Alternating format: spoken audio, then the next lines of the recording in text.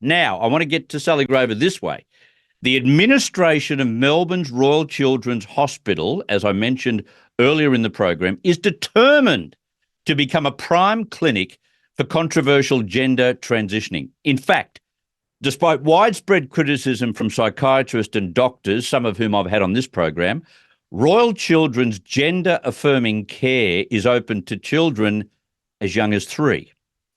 Now, it's a trend that medical authorities worldwide are now arguing against, if you follow it closely. To discuss this and more, we're joined by Sally Grover, an Australian writer, app developer, and women's rights activist. In 2019, in Australia, Sal founded Giggle, a networking app for women. Sal is being taken to court now, as you may know, because she wants her Giggle app to remain female only, and excluded a transgender woman, a biological man, mind you, from joining the app. And it's shaping as quite a landmark case in Australia. Sal Grover, welcome back to TNT. Happy New Year to you. Thanks so much for having me. Happy New Year to you too. Gee, John Ruddock said some nice things about you. You did. Thank you so much, John. There you go. Dear, oh dear. Did you get a chance to have a break through the course of the New Year and Christmas? I mean, not really. When you're not when you're sort of in a huge big court case like Tickle v Giggle, even if you're not working on it for the whole day or doing stuff, sort of surrounding it, and just with this issue in general, you're thinking about it. So it's constant, but that's fine. Breaks in the future. It's okay. Encompassing your life, but you didn't think it would encompass your life in the way it is at the moment, did you?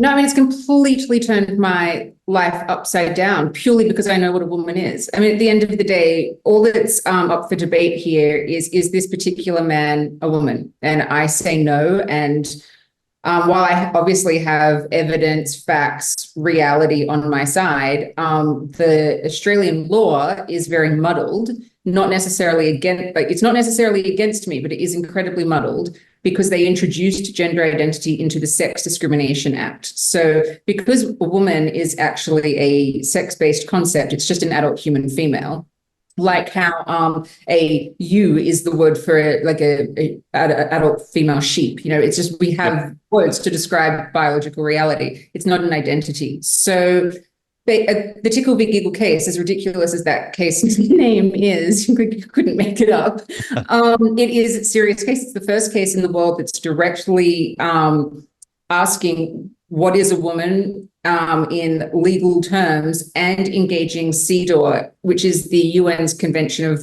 Prevention of Violence and Discrimination Against Women. Because our Sex Discrimination Act was actually founded upon that convention, and gender identity was just smooshed in there in 2013, and we're all expected to go along with it. Most people don't even know it. And so that if you then see a man who says he's a woman and you go, that's clearly a man, you can get in a lot of trouble. But when we win this, you won't. So yeah, it's an important case, and the implications will be worldwide, because this gender ideology issue is worldwide. But anyone who wants to know more about the case is welcome to go to gigglecrowdfund.com, and all the information is there. Yeah. Okay. Now, Melbourne's Royal Children's Hospital is offering gender-affirming care for children as young as 3. I've had doctors on this program, very respected doctors who've worked at times at the Royal Children's Hospital, crash tackle the administration for what they're doing. The hospital claims that treatments for young children who are yet to reach puberty focus on gender affirmation and talking to the child and their family, gee wow, as well as ensuring adequate support is in place both at school and at home. Sal, what could go wrong? Everything can go wrong. I mean, gender ideology in general is basically pushing out this concept that people can be born in the wrong body, which you don't have to think too long about to realize is absolute nonsense. No one is born in the wrong body. We are our bodies. And so if you have a child who is saying that they are born in the wrong body, or that, there's a little boy that says he's a girl, or a girl that says she's a boy, while kids have imaginations and can think those sorts of things, for it to be taken seriously, it's the adults in the room pushing that. It's kind of like the comparison all the time is, if there's like a vegetarian cat, we know who's making the decisions. It's not the cat. It's the same here. And so it gets really sinister pretty quickly when you start to think about why they would be pushing for this concept of a trans child, because basically they need to have the ideology itself for it to sound like or seem and come across that it's this innate concept. It needs to be that children are affected by it as well, where in reality, this is actually an issue that's mainly just middle-aged and older men who have a sexual fetish called autogynephilia, which means they're aroused at the concept that they're a woman. But to get sympathy and privileges from that, they've sort of pushed this on to children, and it's a nightmare. Oh, totally. Why? Look, if we, and I think we've spoken about this before, but if we don't allow our children to vote before they're 18 or even go into a hotel before they're 21, in the case of the United States, what are we doing allowing 3-year-olds to have any say whatsoever in the problems that they have with their sexuality? It just is weird stuff that should not be allowed. It's so weird. I mean, I have an 18-month-old. I mean, young children, they can't take care of themselves. They can't fend for themselves. They can't make decisions because they don't know anything. Yeah. Like a 3-year-old has absolutely no idea really what it means to be male or female. You can have children, like a little girl who wants to play with trucks or a little boy who wants to play with Barbie dolls. There's no problem. That's different. But just who cares? Kids can play with whatever they want. Let them have an imagination. I mean, you can have kids that say that they're a pirate. It's not like you go and cut off their leg and give them a wooden leg. Why, if they're saying they're a girl, if they're a boy or whatever, that you're actually going and taking that seriously? And with places like the gender institute, medical institutions in Australia are just running in the opposite direction of evidence. Like, I'm at the point where, like, for the Royal Melbourne, whatever hospital, I wouldn't go there for anything. I don't trust them. Because if they're going to deny biological reality like this with vulnerable children, what are they doing to everyone else? Yeah. I don't want a Band-Aid from these people. Yeah, good point. I've got to take a quick break and I'll come back, Sally, just in a second.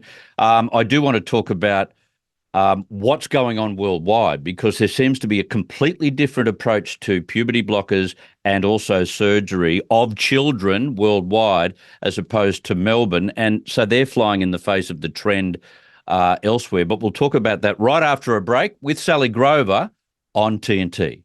While serving in Vietnam, a grenade took Sally my Grover ability is to our see. special guest. And look, what needs to be done? You know, the likes of Melbourne's hospital, Melbourne's Royal Children's Hospital, which has got a great reputation in the state of Victoria for fixing kids. And I've done some documentaries there and they've been fantastic, but they're going down a woke track here that is not going to do their reputation any good, because right across the Western world, if they're looking, many doctors, psychiatrists and detransitioners are sounding the alarm about these clinics, especially in the UK.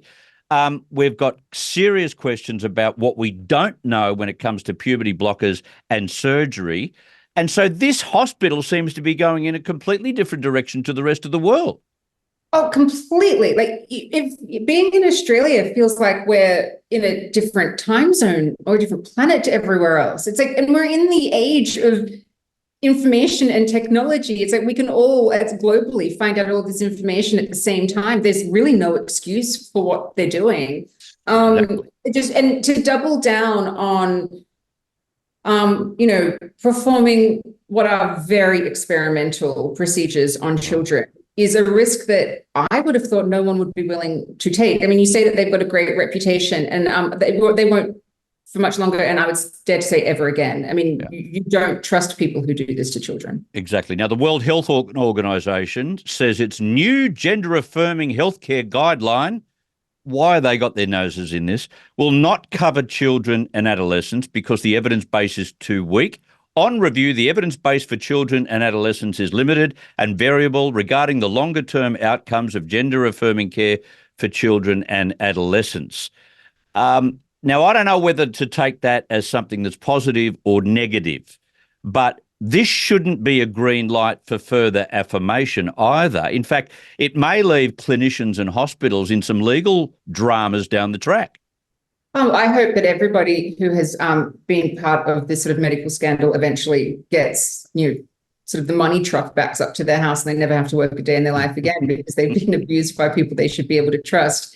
I mean, when we're talking about gender affirming stuff and all the stuff they're doing to kids, it's obviously horrific, but it's all, at the same time, it's not like when you turn 18, suddenly you can change sex, or that having these procedures is suddenly good for you. It doesn't mean that taking synthetic opposite sex hormones is good for you, or that removing, if you're a man, removing your genitals is good, or a woman just getting a medically unnecessary hysterectomy is good. None of it. So age is in a way irrelevant when you're going to talk about like the long-term effects, or even if this is moral. I actually am against it for everyone, while also being very aware that as an adult you do have the right to do what you want with your own body. But that right is then going to obviously clash with a doctor's oath to do no harm.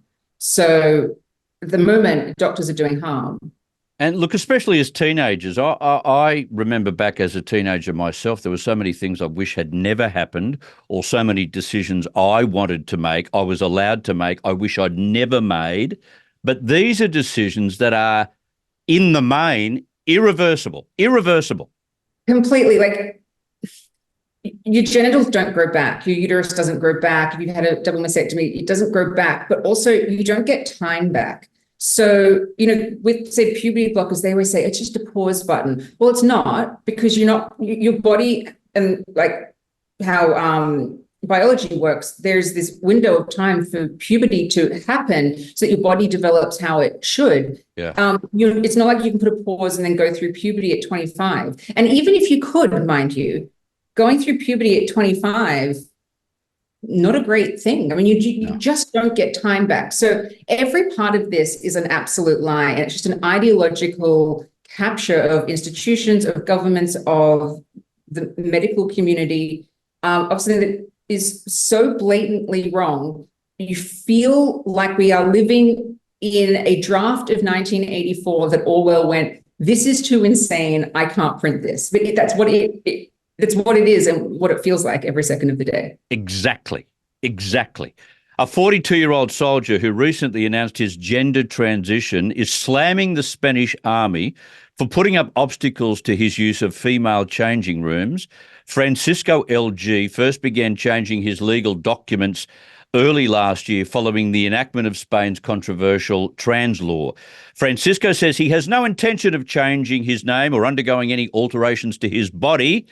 I wonder how Australian Human Rights Commission would react to Francisco's plans. Sal? Well, I wish you had a photo of him, because he looks like you. Like, so for anyone listening or watching, like, this is who you've got to just picture for this guy who's claiming to be a woman. It's just Chris. Like, it's literally no different. I mean, if anyone wants more information, I think it's Redux magazine that broke the story on that, and they're awesome. The Australian Human Rights Commission would be on his side. And the reason I know this is because the Australian Human Rights Commission intervened in Tickle v Giggle as amicus curiae, and they are, which means friend of the court, but they are in no way a friend of mine.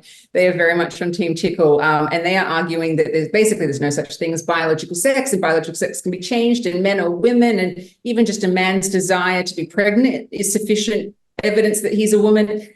They also say in it that, you can have all of this gender affirming stuff because they've got to cover their things there, that yes, that's really important. But also, if you choose to do nothing, that's completely valid as well. And when you're reading this document, and it's actually publicly available on the federal court website, you're reading this and it's just basically, so any man can just say he's a woman and then we just have to accept that. I mean, and it's the Australian Human Rights Commission going all in on the human rights of predatory men. And I'm going to say predatory because no good man wants to go into a female-only space. No. They're good because they just stay away. The moment a man wants to go into what is a female-only space, alarm bells go off. You go, I don't trust why you want to go in here. And if you're going to use the courts to do it, I don't think much higher of you. Yeah, I'm with you. One last one. The US Supreme Court has decided it will not hear a case centering on the debate over bathrooms for transgender students. The decision came on Tuesday despite an appeal from Indiana's Metropolitan School District of Martinsville. School officials hoped the court would not require allowing transgender students to use the bathrooms of their choosing. They wanted some kind of ruling and some kind of guideline, but the Supreme Court rejected the case without even commenting. They don't want to make decisions in this area, do they? They don't. I mean, all I can think of is maybe that, from my understanding, is that they really just want to, in the US, make it a states issue. But even with the US Supreme Court, like, one of the most famous and celebrated Supreme Court justices of all time was Ruth Bader Ginsburg. And her landmark case was literally on the basis of sex. That's what she was famous for. So that's how far we've fallen. Yeah, I mean, it is always a question of how captured are our major institutions. It's very, very scary and worrying. Because, once you've got anybody in an institution who, say, has transed their child or knows someone who has, the ideology just infiltrates that that entire institution. Very, very dangerously. And, with the bathroom issue specifically, male and female bathrooms exist for actually really valid reasons. The women had to fight to get them in to begin with. We're only just like sort of 100 years and change into women even having them. They were so that women could participate in society because we needed the safety, privacy, and dignity of female-only spaces to be able to do that. It's basically the history in a nutshell and why they're necessary. And so suddenly for these people to go, oh, I don't even know why they're necessary. It's just to appease these people who are either mentally ill or have a sexual fetish. And I have run out of having any sort of patience with it. However, I know you've run out of patience with it, and I get that feeling every time I speak to you, but it's people like you that we rely on to keep talking about this, because when you decide, I'm tired of this, I'll just sort out my court case and then move out of the space, well, those who have the ideology and are reconstructing cultures inside hospitals and other institutions will continue to do so. Oh, completely. I mean, I literally, if this has to end up being my life's work, then that's where I'm at. I will not stop until it is fully established in law and society that men are not women and that children cannot be harmed. And that freedom of belief and freedom of speech matter. I won't rest until that is very much established. And hopefully it doesn't take the next 50 years, but if it does, then that's where we're at. We like you. We appreciate you. We respect you more than anything. We need people like you. Sal Grover, thank you very much for your time. We will catch up soon. Thank you so much, Chris. Good on you. Appreciate that. Sal Grover. And I mean that. I could tell that this court case is dominating and changing her life, and her life has changed forever, which is what we spoke about at the beginning of the interview. But I just hope, and she's reassured us, I just hope that doesn't dissuade her from fighting the good fight. It's a fight we need to keep fighting because science is on our side here. Sex is binary. There's man, there's woman. You can't change it. Sorry, no matter what you cut off, no matter what you put on, and no matter how many drugs you take, you're a man or a woman. Now, I think I've run out of time. I have run out of time.